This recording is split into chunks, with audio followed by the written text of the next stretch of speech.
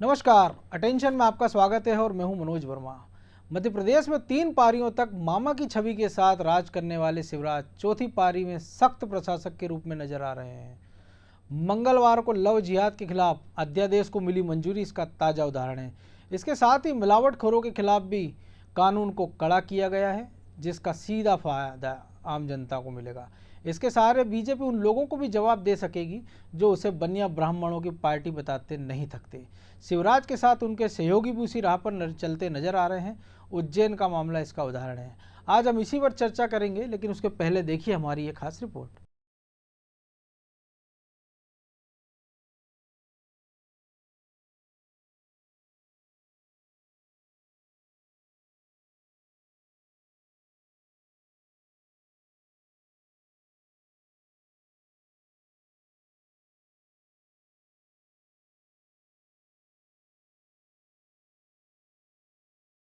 UP की योगी सरकार के बाद अब मध्य प्रदेश की शिवराज सरकार ने भी उस अध्यादेश के मसौदे पर अपनी मोहर लगा दी है, जिसके तहत शादी के लिए छल, कपट, प्रलोभन या बलपूर्वक धर्मांतरण कराए जाने पर अधिकतम 10 साल जेल और जुर्माने की सजा का प्रावधान है। लव जिहाद के खिलाफ प्रस्तावित इस अध्यादेश को शिवराज कैबिनेट ने मंजूरी दे दी है। अब इसे राज्यपाल के पास भेजा गया है। राज्यपाल के हस्ताक्षर होते ही ये कानून लागू हो जाएगा। यूपी के बाद एमपी देश का ऐसा दूसरा राज्य बन गया है जहां ये कानून लाया गया है। अब बहला फुसलाकर, डरा धमकाकर धर्मांतरण के लिए विवाह करने पर 10 साल की सजा होगी। 1 लाख तक के जुर्माने का भी प्रावधान है। ये अपराध गैर जमानती होगा। इस तरह की शादी कराने वाले धर्म गुरुओं, काजी, मौलवी को भी 5 साल की सजा मिलेगी। धर्म छिपाकर की गई शादी शून्य घोषित होगी। शादी करने के लिए जिले के कलेक्टर के सामने 2 महीने पहले आवेदन देना होगा। लव जिहाद से की गई शादी रद्द होने पर महिला और उसके बच्चे भरण पोषण के हकदार होंगे। ऐसे विवाह से जन्मे बच्चे माता पिता की संपत्ति में उत्तराधिकारी होंगे। कोई भी व्यक्ति विवाह के नाम पर धर्म परिवर्तन का प्रयास नहीं कर सकेगा। कोई भी व्यक्ति धर्म परिवर्तन के लिए षड्यंत्र भी नहीं कर सकेगा। सहयोग करने वालों को भी मुख्य आरोपी बनाया जाएगा। उन्हें अपराधी मानते हुए मुख्य आरोपी की तरह ही सजा होगी। जबरन धर्मांतरण या विवाह कराने वाली संस्थाओं का रजिस्ट्रेशन रद्द किया जाएगा। संस्थाओं को डोनेशन देने वाली संस्थाएं या लेने वाली संस्थाओं का रजिस्ट्रेशन भी रद्द होगा। अपने धर्म में वापसी करने पर इसे धर्म परिवर्तन नहीं माना जाएगा।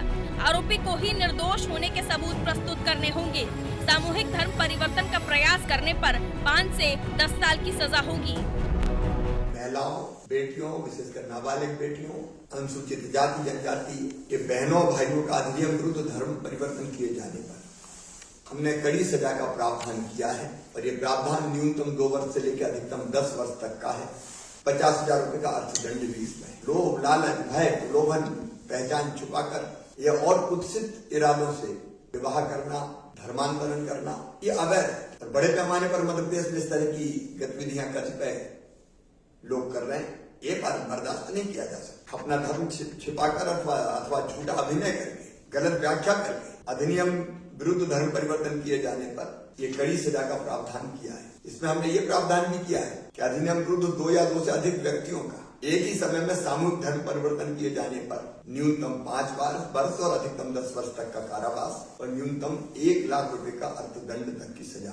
जिस व्यक्ति का धर्म अधिनियम के प्रावधानों के विरुद्ध परिवर्तन किया गया है, उसके माता, पिता, भाई बहन इसकी शिकायत पुलिस थाने में कर सकेंगे। पीड़ित व्यक्ति के अन्य सगे संबंधी, कानूनी अभिभावक अथवा दत्तक होने की स्थिति में उनके संरक्षक भी परिवार के माध्यम से सक्षम न्यायालय से आदेश प्राप्त कर सकेंगे। प्रस्तावित अधिनियम के अंतर्गत दर्ज किए गए अपराध संज्ञेय और गैर जमानती होंगे और इसकी सुनवाई के लिए सत्र न्यायालय ही अधिकृत होंगे। ये अध्यादेश कैबिनेट के माध्यम से पारित करके आज हमारे महामहिम राज्यपाल महोदया को भेजा गया है। साल के अंतिम कैबिनेट की बैठक में शिवराज सरकार ने और भी कई अहम फैसले लिए हैं। धर्म स्वतंत्र कानून के अलावा खाद्य सुरक्षा अधिनियम में संशोधन अध्यादेश को भी मंजूरी दी गई है। इसके तहत मिलावटखोरों को उम्र कैद की सजा होगी। मुख्यमंत्री शिवराज सिंह चौहान ने कहा है कि सरकार का फोकस मिलावटखोरों पर ज्यादा है, इसलिए व्यापारियों को नहीं बल्कि मिलावटखोरों के लिए कानून में सख्त प्रावधान किए गए हैं। खाद्य सुरक्षा अधिनियम की धारा 272 से 276 में मिलावट करने वालों को 6 माह की सजा और 1000 रुपए जुर्माने का प्रावधान था, लेकिन अब इसे संशोधित कर आजीवन कारावास की सजा और जुर्माने का प्रावधान किया गया है। इसी तरह अधिनियम की धारा 277 क में एक्सपायरी डेट की दवाएं बेचने पर सजा 3 साल से बढ़ाकर 5 साल और 1 लाख रुपए का जुर्माने का प्रावधान किया गया है। खाद्य पदार्थों में, दवाइयों में, यहाँ तक कि प्लाज्मा के नाम पे, कोरोना वैक्सीन के नाम पर भी ऐसे समाचार मिले, अब नकली प्लाज्मा, इससे बड़ा अपराध कोई हो सकता है? तो दवाइयों का हो या खाद्य पदार्थों का, ये लोगों की जिंदगी से खिलवाड़ है और ये किसी भी कीमत पर मध्य प्रदेश में नहीं चलने दिया जाएगा। इसके लिए भी हमने आज अध्यादेश पारित किया है और भारतीय दंड संहिता की धारा 272, 273, 274, 275 और 276 में संशोधन कर 6 माह के कारावास और 1000 रुपया तक के जुर्माने के स्थान पर अब तक 6 महीने का कारावास और 1000 रुपया जुर्माना, अब हमने आजीवन कारावास और जुर्माना प्रतिस्थापित किया है। मिलावटी को आजीवन कारावास होगा, मिलावट करने वाले मिलावटखोर को, लेकिन इसमें फोकस किया हमने जो बनाते हैं सामान, व्यापारी को नहीं। जहां बनती है चीज, कारखाने में, मूल स्थान जो बनाने वाला है, फोकस वो है, उसको किसी भी कीमत पर हम नहीं छोड़ेंगे। जिंदगी भर जेल में चक्की पीसनी पड़ेगी। नई धारा में एक 273 का जोड़ी जाएगी, जिसमें एक्सपायरी डेट के खाद्य पदार्थ के विक्रय पर 5 साल के कारावास और 1 लाख रुपए तक जुर्माना अथवा दोनों हो सकते। मुझे लगता है कि मिलावट के खिलाफ जो हमारी जंग चल रही है, उसमें एक कानून एक बहुत बड़ा इसको रोकने का माध्यम बनेगा। लव जिहाद कानून से जुड़े अध्यादेश को मंजूरी मिलते ही मध्य प्रदेश यूपी के बाद दूसरा बीजेपी शासित राज्य बन गया है, लेकिन इस पर विपक्ष अपनी क्या प्रतिक्रिया दे रहा है, ये भी आपको सुनाते हैं। मध्य प्रदेश के सन 1968 में आए धर्म स्वतंत्र विधेयक में मध्य प्रदेश की वर्तमान सरकार ने कुछ सुधार किए हैं, उसमें कुछ सख्त नियम लागू करे। ये सारे नियम स्वागत है, पर जिस तरीके का भारतीय जनता पार्टी प्रस्तुतिकरण कर रही है, जिस तरीके से उस धर्म स्वतंत्र विधेयक का दुरुपयोग करने का मंशा दिखाई दे रही है, ये उचित कदम नहीं है। कानून बनाए, कानून का सख्ती से पालन कराया जाए, सख्ती से कानून लागू हो, और जो देश में, प्रदेश में धर्मांतरण के नाम पर जो विसंगतियां या जो गलत कार्य हो रहे हैं उन पर रोक लगे, ये सब काम स्वागत योग्य हैं, इनका स्वागत होना चाहिए। पर साथ ही भारतीय जनता पार्टी जिस तरीके से राजनीतिकरण कर रही है या राजनीतिकरण का आड़ करना चाहती है, उसको नहीं होना चाहिए। जाहिर है शिवराज अपनी चौथी पारी में पूरे फॉर्म में हैं। भूमाफिया हो या मिलावटखोर या फिर बलपूर्वक धर्मांतरण कराने वाले, प्रदेश की शिवराज सरकार सभी के खिलाफ सख्त कानून लेकर आई है। अब इन कानूनों के लागू होने के बाद प्रदेश में क्या बदलाव देखने को मिलेगा, ये तो समय के साथ ही पता चलेगा। ब्यूरो रिपोर्ट, अनादि टीवी।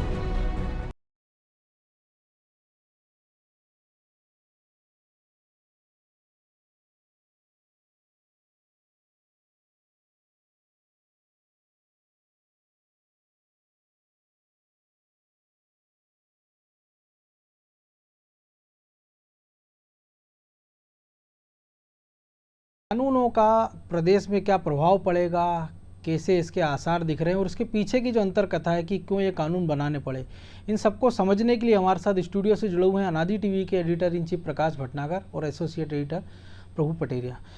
प्रकाश जी, सबसे पहले आपसे कि ये जो कानून बना है लव जिहाद का, समय की मांग है या संघ का एजेंडा? देखिए, इसे जो लोग कह रहे हैं संघ का एजेंडा, आज ही अखबारों में भोपाल की एक खबर छपी है कि एक मुस्लिम युवक ने नाम बदल के काफ़ी पिछले 4-5 सालों से एक हिंदू लड़की के साथ शादी करने की कोशिश कर रहा था। उसको रोका, उसका आधार कार्ड जो मिला वो मुस्लिम का था, उसके पास एक फर्जी आधार कार्ड था। इस तरह की खबर आज ही सामने आई है और आज ही ये कानून लागू हुआ है। तो निश्चित तौर पे इस तरह की घटनाएं होने के बाद ही इस तरह का मामला सामने आया है। इस तरह के कई सारे मामले आए हैं, कई तरह के विवाद हम पिछले सालों में देखते रहे हैं। जब इस धर्म परिवर्तन कराकर शादी करने के मामले, लड़कियों को फंसाने के मामले, फिर शादी के बाद की उनकी स्थिति, इन सारी चीज़ों को देखते हुए सरकार ने अगर ये फैसला लिया है, अगर वाकई में आपको प्यार मोहब्बत है और आप शादी करना चाहते हैं, तो आप बाकायदा कोर्ट के अंदर आवेदन करें। धर्म परिवर्तन की कोई ज़रूरत मुझे लगता नहीं कि शादी में होती है। बिल्कुल। अगर आप प्यार मोहब्बत के साथ शादी करते हैं, लव मैरिज करते हैं, तो हर व्यक्ति चाहे महिला हो चाहे पुरुष हो अपने अपने धर्म का पालन कर सकते हैं। और अगर आप किसी से प्रभावित हो रहे हो, उसके धर्म से प्रभावित हो रहे हो, तो अब मैं मान लीजिए हिंदू हूँ, लेकिन मेरी आस्था गुरुद्वारे में भी है, मेरी आस्था बौद्ध मठ में भी है, मेरी आस्था मस्जिद मिलती है, दरगाह मिलती है, उसमें भी है।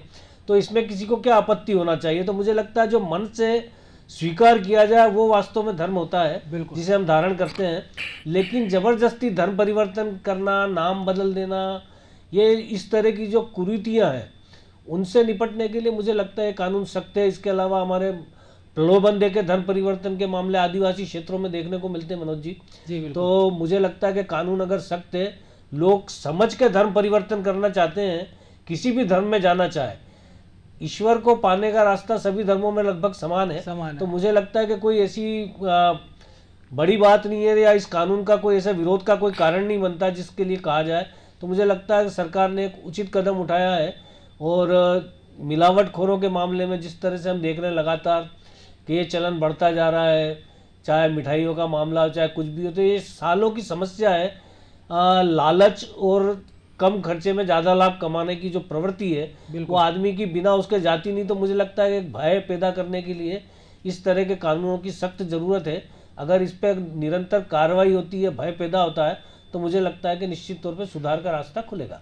इसमें एक और प्रावधान है प्रकाश जी कि जब धर्म परिवर्तन खत्म हो जाएगा तो मूल धर्म में वापसी हो जाएगी।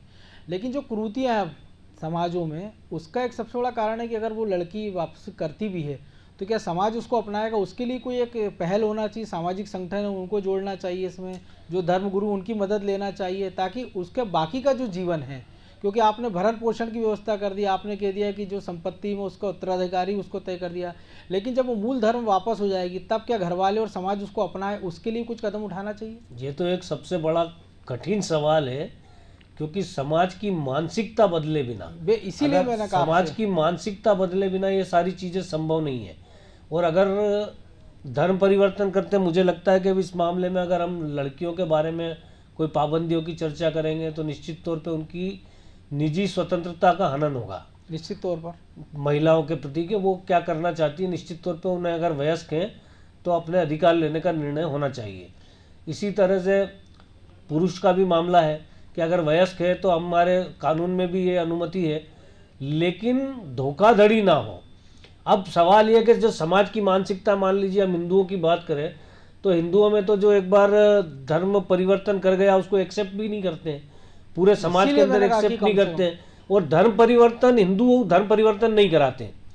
आमतौर पे हिंदू किसी मुस्लिम को हिंदू बनाने में यकीन नहीं रखते। अब चूंकि हिंदुस्तान में तो धर्म परिवर्तन के आधार पर ही मुस्लिम धर्म का विस्तार हुआ है, इसलिए समाज में एक आरएसएस ने जरूर घर वापसी वाला इशू, आदिवासियों में मिशनरीज का जो है घर वापसी वाला इशू किया है, लेकिन मुझे नहीं लगता कि इसको पूरा समाज एक्सेप्ट करता है या नहीं करता है। तो सवाल तो समाज में जागरूकता लाने की है। अगर आप समाज में जागरूकता लाते हैं तो मुझे लगता है कि उसके बाद जो लड़कियां वापस आना चाहे, जो पुरुष वापस आना चाहे, उन्हें समाज यदि मान्यता देता है, सम्मान देता है, तो उसका फायदा है। अदरवाइज केवल आप एक एजेंडे के तौर पे इसकी बात करेंगे तो इसका कोई मतलब नहीं है। और जो एक बार जीवन में गलती कर गया, ये तो शादी ब्याह मामला ऐसा है कि एक बार आपने सोच समझ के अगर कोई कदम उठाया तो ठीक है, लेकिन जिस उम्र में ये घटनाएं होती हैं उसमें सोचने समझने की क्षमता बहुत कम होती है। तो मुझे लगता है कि फिर उसके बाद इस तरह की समस्याएं, इस तरह की दुश्वारियां उन लोगों के साथ बनी रहेगी। प्रभु जी, जागरूकता की बात की प्रकाश जी ने, जागरूकता हर क्षेत्र में जरूरी है। ये दोनों मामले की हम बात करें, लव जिहाद की बात करें, धर्म परिवर्तन की या मिलावट की। एक और चीज़ आपने भी गौर की, इस भोपाल में भी हमने देखा कि अभी एक कुछ धर्म विशेष की रैलियां हम देखते हैं तो उसमें हमने देखते हैं कि एक जगह मैंने भी पढ़ा कि गांव देहात में, आदिवासी इलाकों में मरियम माता के मंदिर बना दिए गए। माँ के तौर पर मरियम माता की पूजा शायद पहली बार हम देख रहे हैं, क्योंकि अभी तक हमने गिरजाघरों में देखा था।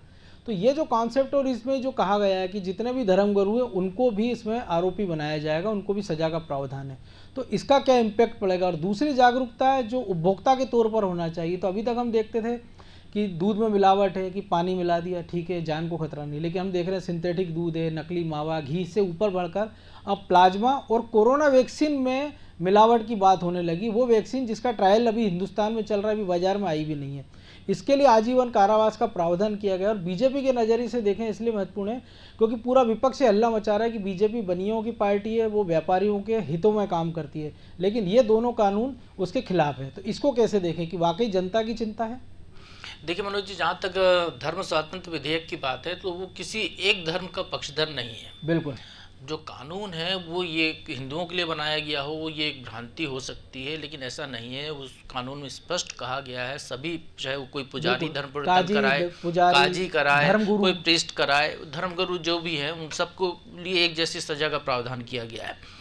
सभी धर्मों के लिए समान अधिकार उसमें सुरक्षित रखे गए हैं और सभी के लिए समान पाबंदियां हैं। बिल्कुल। अब लेकिन धर्म परिवर्तन कौन, जैसा भटनागर जी कह रहे थे कि आमतौर पर हिंदू धर्म परिवर्तन नहीं कराता, जो धर्म परिवर्तन कराते हैं उनमें भय हो कि वो गलत कर रहे हैं तो उसको लेकर रोकने के लिए ये प्रावधान किए गए हैं। बिल्कुल। लेकिन यदि हिंदू भी वो काम करता है तो उसको भी वही सजा मिलेगी जो किसी और दूसरे धर्मावलंबी को मिलेगी। तो ये एक बड़ा इसमें ये प्रावधान किया गया। जहाँ तक जो आपने मरियम के मंदिर वाली बात की, तो स्वाभाविक तौर पर क्रिश्चियनिटी में ये है, गिरजाघरों में मोमबत्ती जलाने की परंपरा है, लेकिन आदिवासी क्षेत्रों में बाकायदा सुबह शाम आरती होती है। जीसस क्राइस्ट को कई जगह तो हनुमान जी की तरफ पूजा जा रहा है, कहीं पर उनको भगवान राम के अवतार बताया जा रहा है, वैसी पूजा की जा रही है। तो ये वो धर्म के जो धर्मगुरु हैं वो अपने मूल धर्म को ही भंग करके उसकी सीमाओं से परे जाके धर्म प्रचार के लिए ऐसे हथकंडे अपनाते हैं। तो ऐसे लोगों पर पाबंदी लगनी चाहिए कि जो भूले भाले लोगों को बरगला कर धर्म परिवर्तन कराते हैं। तो ये कानून उन पर प्रभावी हो सकता है, वैसी घटनाओं को रोकने के लिए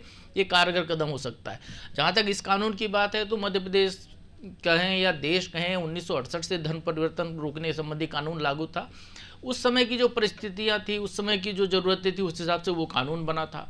उसके बाद समय के साथ बदलाव आया, लव जिहाद का एक नया शब्द सामने आया जो केरल से शुरुआत हुई थी, एक नया रूप सामने आया कि पैसे देकर धर्म परिवर्तन कराया जाए।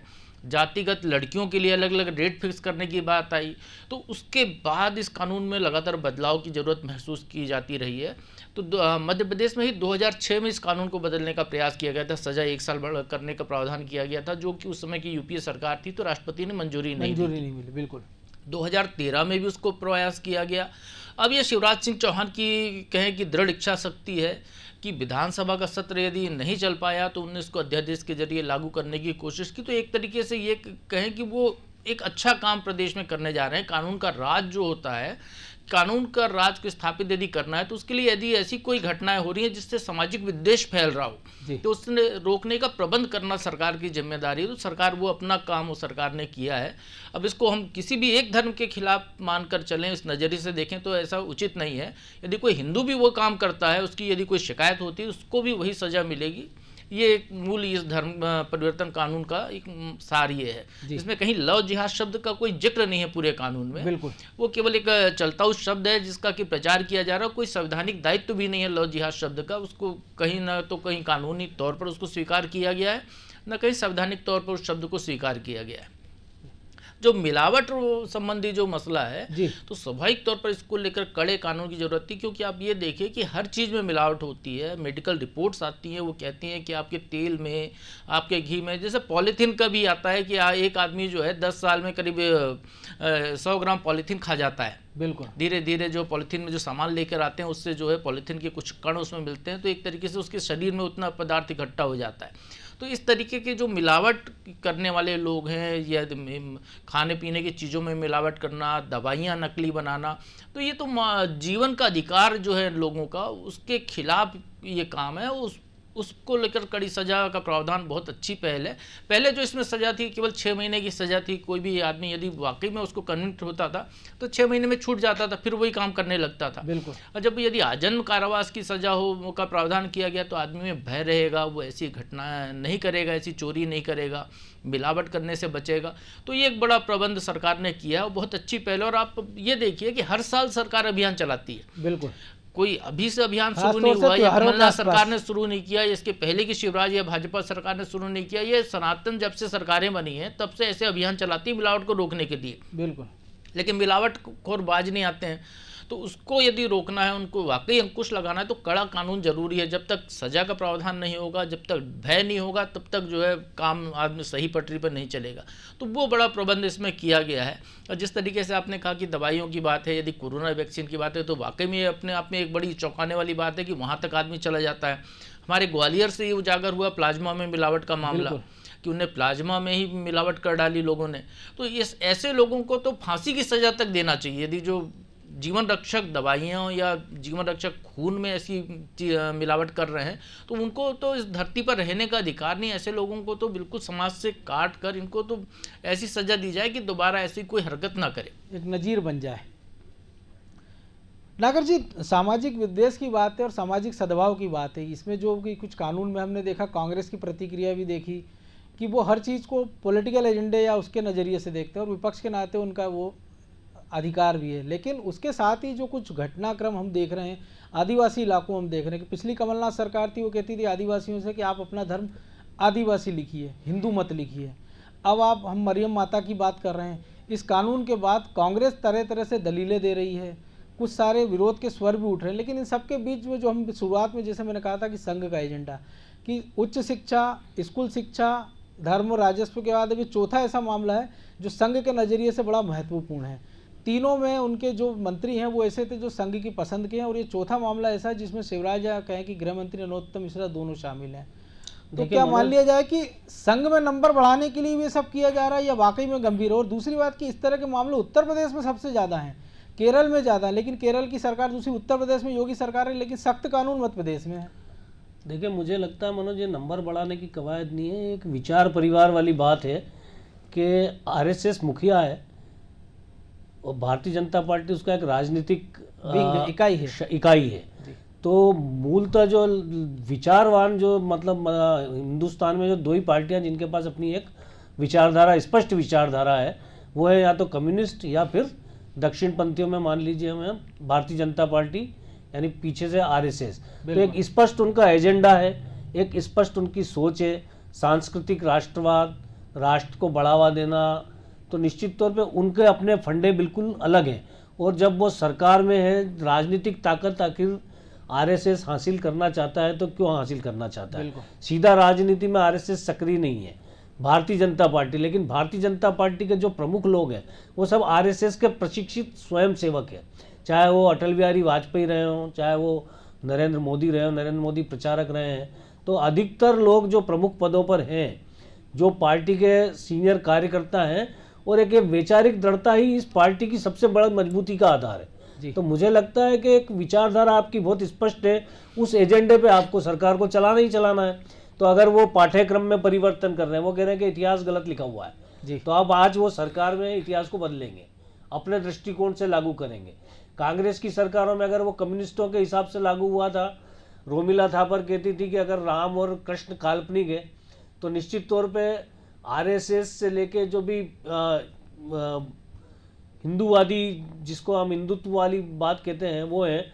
तो हम सब मानते हैं कि राम कृष्ण इस धरती पे पैदा हुए महामानव थे, बिल्कुल, और उनके कर्मों के आधार पर हम उनको पूजते हैं।